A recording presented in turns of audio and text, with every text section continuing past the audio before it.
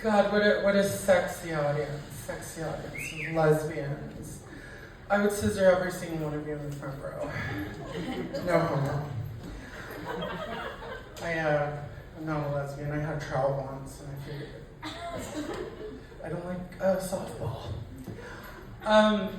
So this is cute. We have like a straight white man and a gorgeous Asian. I love it. Is it like a reverse fetish situation? Like, does that happen? Like, is there a moment whenever he puts a turn signal on and you're like, ooh, I'm gonna get him. That's cool though. Who else is straight? Nobody? Oh, of course that guy, yeah. I would blow you, definitely. You look like I would do that. Are you guys straight men? Are you guys unvaccinated? Yeah, you're unvaccinated? Don't get it. Don't get the vaccine. I'm transgender now. Didn't happen until after a second booster in a Bud Light. You know, just watch it. Drink Shiner. Keep it local. You guys sometimes like to go to gender reveal parties and drown the room in negative energy. You don't fucking know. You don't fucking know. I was at a bar, and one of the benefits of being a lady is that sometimes men like to buy you free stuff, and that's awesome. But sometimes they're also like massive douchebags, and so this guy bought me a drink, and he was a massive douchebag, and I had to listen to the garbage that came out of his mouth, and this is what it was. He goes, my first drink was when I was 12. It was a shot of Malibu pineapple and Crystal Lake pink lemonade. I was like, oh my God. That's the gayest thing I've ever heard in my life. And I identify as an anal cum dumpster. That's crazy. It's crazy how gay that got. Any hairdressers were like in a gay crowd? Yeah? No? Fuck. Do you guys remember a show called it was with Tabitha Coffee, and she like took over Tabitha Salon Takeover.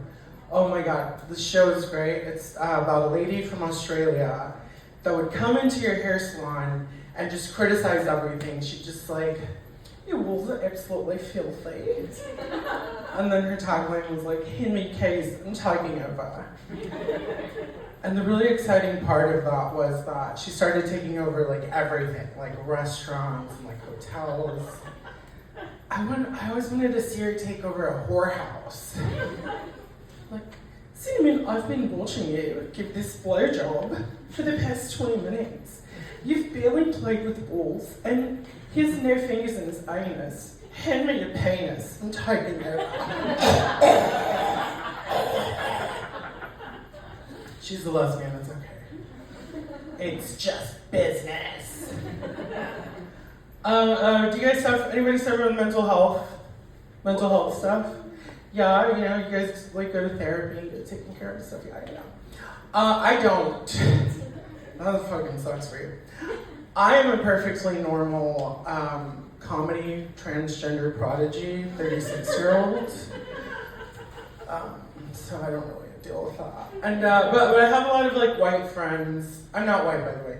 I have a lot of white friends. They try to convince me to like do therapy, and I just don't want to spend $50 on BetterHelp and be like, what the fuck? I'm still trans. I thought this was gonna work.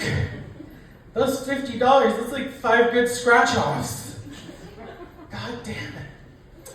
I have a comic friend, she's 400 pounds, and she struggles with mental health. And so we were talking about it one day. She told me, she was like, hey, I'm not feeling well, so I'm checking myself into a psych ward. And I said, okay, that's good that you acknowledge that you need help and you're seeking it out. I think that's like really responsible and like, it's a good thing for you. She goes, yeah, people keep telling me that, but what I want to do is just walk my ass onto oncoming traffic. And I was like, don't do that and don't say that. You're just gonna fuck up somebody's car. Diabetes will take care of it, honey. Sometimes like gender stuff, it's a little even confusing for me. But I am 36, I was born in the 80s. I'm a hiring manager at a restaurant. And I hired what I thought was like a gorgeous girl. And this person came in French braids and high heels and a blouse. And then the only reason I thought anything different of like their gender identity is because they have like this deep ass like anime voice, like LGBTQ. And I was like, okay. I was like, so what pronouns do we do here? And he was like, no, I'm a man, I'm he, him. This is how I dress. And I was like, oh, okay. That's how everyone will respect you. I will make sure of it, right? So then he starts kind of like hanging out a lot with like a straight employee of mine. And then they start fighting. And I'm like, okay, what is going on with you and Scarlett Johansson? Like, why are you guys having an argument? And he was like, well, I mean, like, I guess we like started hooking up, but I'm not fucking gay, dude. I was like, oh, you having gay sex? A little bit. Yeah, I'm a little bit gay. And he was like, no, I'm not fucking gay, and I'm gonna tell you why. And I was like, okay. He's like, it's gonna blow your mind. I was like, all right, if you say so. And he goes, well, Aubrey was born assigned female at birth, transitioned to male prepubescently, which is why there's no chest and there's a very deep voice, dresses like a woman, but identifies as a gay man. I was like, oh, okay, that's the gayest thing I've ever heard. That's a lot of gay. I was like, okay. So I'm gonna give you some advice. One, who fucking cares? Am I right? Like, just date whoever the fuck you want. It doesn't matter. Two, he identifies as a man. You need to like respect his pronouns. He's he, him. And three, you're fucking gay, dude. Like, I'm sorry. You're like extra gay. It's like a pussy. It's okay. Let's turn on a Cowboys game and drink some claws. And then okay, I'm gonna leave you guys with this one. I just moved to Austin from San Antonio. And I was walking by this like food truck, and it was an Indian food truck, and the guy in the food truck stuck his big hairy foot on the prep table. And I was like, oh my God, I gotta fucking try that. That's authentic as fuck. Okay, thank you guys. I'm wanting you to stand up comedy on Instagram.